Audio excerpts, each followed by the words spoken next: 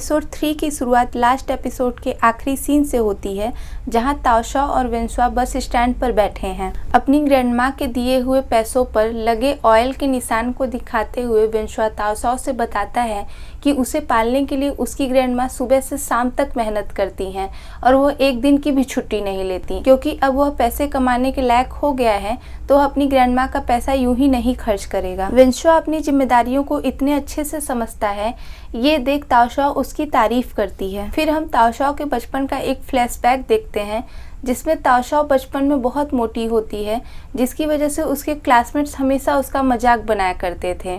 क्योंकि ताओशा दूसरों के सामने अपना मजाक बनने का दर्द समझती है, इसी वजह से वह वेंसुआ और उन सभी लोगों की केयर करती है जो किसी वजह से बुली होते हैं।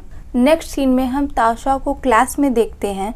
आज वेंसुआ अब्सेंट है और ये क्लास टीचर भी नोटिस करती हैं। तभी ताओशा को उसके सिस्टर ताओशी का मैसेज आता है जो कि बताती है कि ग्रैंडमा जा चुकी हैं। इधर वेंसुआ अभी भी बाहर बैठा हुआ होता है और काफ़ी थका होता है।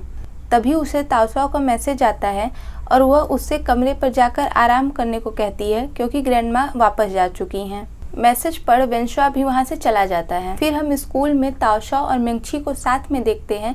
क्योंकि मेंगशी को बहुत भूख लगी होती है तो वो ताओशा से कैंटीन चलने को कहती है, पर तभी वहां हैंडसम वेंसुआ आ जाता है।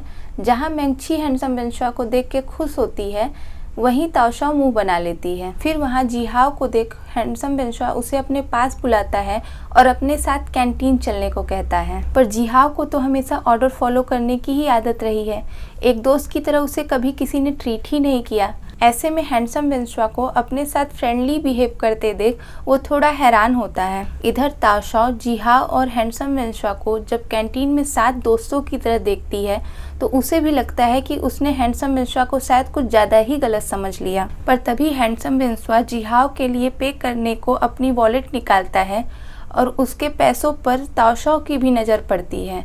पर जैसे ही ताओशा ये नोटिस करती है कि वही पैसे हैं जो रियल वेंसुआ की ग्रैंडमा ने उसे दिए थे, तो हैंडसम वेंसुआ के बारे में उसके सारे अच्छे ख्याल छूमंतर हो जाते हैं। हालांकि हैंडसम वेंसुआ उन पैसों को खर्च नहीं करता, पर वो समझ चुका था कि ताओशा ने भी ये नोटिस कर लिया है। हैंडसम वेंसुआ इन सब के बारे में सोच ही रहा होता है, पर तभी वहाँ वॉस्को और उसके फ्रेंड आ जाते हैं और उससे वॉलेट छीन लेते हैं। वॉस्को कहता है कि अगर तुम्हें ये वॉलेट चाहिए तो मुझसे व्हाइट टाइगर जिम में आकर मिलो, और फिर वो अपने दोस्तों के साथ वहाँ से चला जाता है। वेंसुआ की तरह हमें भी समझ नहीं आता कि आखिर वॉस्को ऐसा क्यों कर रहा है। इधर ताओशा के दिमाग में इतने डाउट्स थे कि उन्हें क्लियर करने के लिए वो रियल वेंसुआ को फ़ोन करती है और ये सीन यही कट हो जाता है। नेक्स्ट सीन में हम वॉस्को को रिंग में बॉक्सिंग प्रैक्टिस करते हुए देखते हैं, पर तभी वहाँ हैंडसम वेंसुआ अपना वॉलेट लेने आता है, जिस पर वॉस्को कहता है कि मुझे हराओ और वॉलेट ले जाओ। फिर हम दोनों को बॉक्सिंग रिंग में देखते हैं, जहां वॉस्को हैंडसम वेंसुआ को बुरी तरह धोता है। पर इतना पिटने पर वेंसुआ को अपने वो दिन याद आ जाते हैं जब उसे दुष्टू मारा करता था। आज तक अपना बदला न ले पाने का गुस्सा और अपनी नई बॉडी की ताकत को मिलाकर हैंडसम वेंसुआ वॉस्को पर ऐसा अटैक करता है कि वॉस्को एक ही बार में चारों खाने चित्त हो जाता है। इसे कहते हैं 100 सोनार की और 1 लोहार की। और ये सीन यही कट हो जाता है। इधर स्कूल में हैंडसम वेंसुआ अपने हाथों को देख यही सोचता रहता है कि आखिर उसने ये किया कैसे, कहीं ये कोई इत्तेफाक तो नहीं। फिर हम उसे पंचिंग पावर मशीन के सामने देखते हैं, जहां वो अपनी हाथों की पावर चेक करता है और स्कोर देखकर वो खुद भी हैरान रह जाता है क्योंकि वो काफ़ी ज़्यादा थे। इधर वॉस्को के दोस्त आपस में डिबेट कर रहे होते हैं कि आखिर कैसे एक नए लड़के ने वॉस्को का एक ही पंच में इतना बुरा हाल कर दिया। पर इधर वॉस्को तो फुल सदमे में होता है, और आखिर हो भी क्यों ना, अगर किसी एक्सपर्ट पर कोई नौसिखिया इस कदर भारी पड़ जाए तो इतना बुरा लगना तो स्वाभाविक है। इसलिए वॉस्को बिना कुछ कहे वहां से चला जाता है। नेक्स्ट सीन में हम ताओशा को रियल वेंसुआ के रूम पर देखते हैं, जो कि दरवाज़ा खटखटा रही होती है, पर काफ़ी कोशिशों के बाद भी उसे अंदर से कोई रिस्पॉन्स नहीं मिलता। और क्यों, ये तो हम जानते ही हैं। पर तभी हैंडसम वेंसुआ वहाँ आ जाता है और ताओशा से यहाँ आने की वजह पूछता है, जिस पर ताओशा कहती है कि वो रियल वेंसुआ से ये पूछने आई है कि उसका वॉलेट तुम्हारे पास क्यों है। हैंडसम वेंसुआ उसे रोकने की कोशिश करता है, पर ये देखकर तो ताओशा का शक और बढ़ जाता है, और इसी झड़प के दौरान ताओशा हैंडसम वेंसुआ के हाथ पर जोर से काट लेती है। जिससे मजबूर हो हैंडसम वेंसुआ को दरवाजा खोलना ही पड़ता है। पर ये तो हम जानते ही हैं कि जब तक हैंडसम वेंसुआ जाग रहा है, रियल वेंसुआ कहाँ से ही उठेगा। इसलिए वह वहाँ से भागने लगता है, पर सीढ़ियों से वॉस्को को आता देख वह नीचे नहीं जा पाता और छत पर ही छुपने की जगह खोजने लगता है। हैंडसम वेंसुआ छुपने की जगह खोज ही रहा होता है, पर अंदर ताओशाओ रियल वेंसुआ को जगाने की लगातार कोशिश करती है, जिसकी वजह से हैंडसम वेंसुआ को चक्कर आने लगते हैं। ताओशाओ के इतनी बार जगाने पर भी रियल वेंसुआ का कोई रिस्पॉन्स न होने पर एक पल के लिए ताओशाओ को लगता है कि कहीं ये मर तो नहीं गया। पर तभी ताओशाओ की आवाज़ सुनकर वॉस्को भी वहाँ आ जाता है। फिर वह रियल वेंसुआ की हार्ट बीट चेक करता है। वॉस्को को उस रात का इंसिडेंट याद आता है जब रियल वेंसुआ छत से गिरा था। फिर वह ताओशाओ को बताता है कि यह मरा नहीं बल्कि गहरी नींद में सो रहा है। इससे पहले कि वॉस्को एक जोरदार तमाचा रियल वेंसुआ को जड़ता, वह उठ जाता है।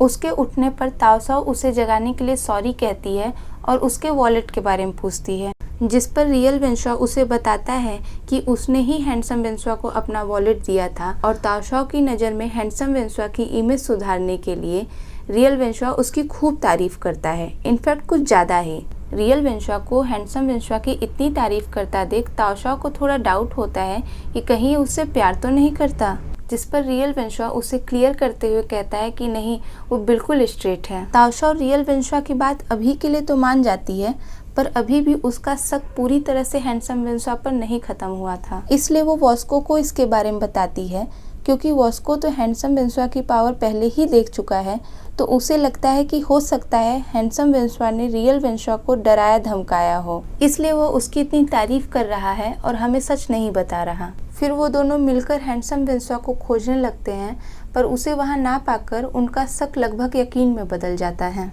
पर हैंडसम वेंसुआ तो वही एक कोने में बेहोश पड़ा था। फिर ताओशाओ वॉस्को से यहाँ आने की वजह पूछती है, पर वॉस्को उसे कुछ नहीं बताता और वहाँ से चला जाता है।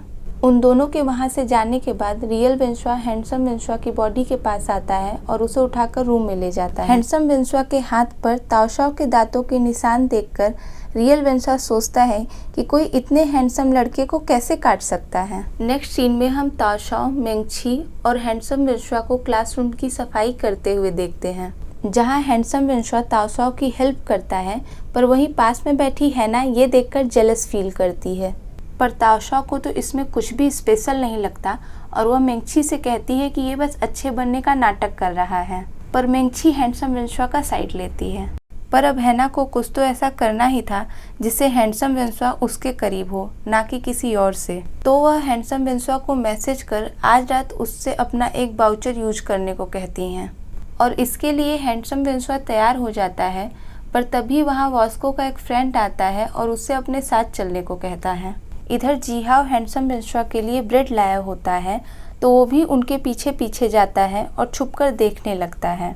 पर इधर वॉस्को को अपने सामने देख हैंडसम वेंसुआ सोचता है कि कहीं ये लास्ट टाइम का बदला तो नहीं लेना चाहता। पर तभी वॉस्को उसके सामने अपना हाथ बढ़ाता है, पर ये हाथ दोस्ती का नहीं होता। हैंडसम वेंसुआ को इस तरह जकड़कर वो रियल वेंसुआ को डराने धमकाने के लिए कन्फ्रंट करता है, पर जब बेचारे ने कुछ किया हो तब तो कुछ बताए। और इसी बीच वहीं पास में छुपे जीहाओ का फोन बज जाता है, जिसकी वजह से वॉस्को हैंडसम वेंसुआ को छोड़ देता है, क्योंकि वो बाकी स्टूडेंट को डराना नहीं चाहता और वेंसुआ को ये कह के जाने देता है कि उसकी नज़र हमेशा उस पर रहेगी।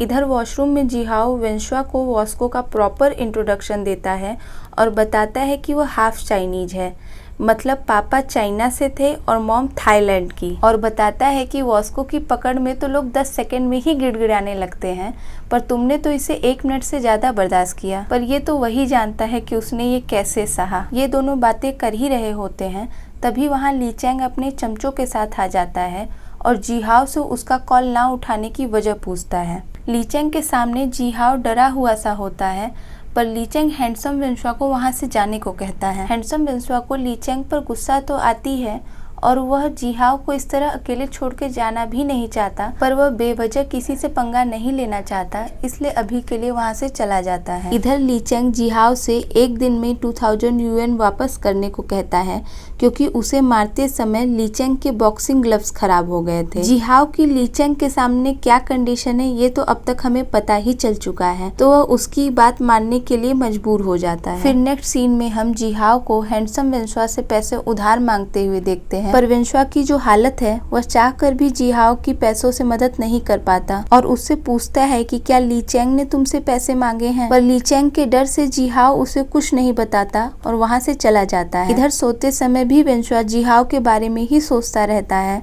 पर क्योंकि उसे अपनी पावर पर अभी भी भरोसा नहीं है, तो वह अभी के लिए कुछ नहीं करने का डिसाइड करता है। क्योंकि इतने टेंशन में वो सो नहीं पाता, इसलिए वो थप्पड़ मारकर रियल वेंसुआ को जगा देता है। और इसी के साथ ये एपिसोड यही खत्म हो जाता है। नेक्स्ट एपिसोड जल्द आएगा। Then please subscribe my channel and thanks for watching.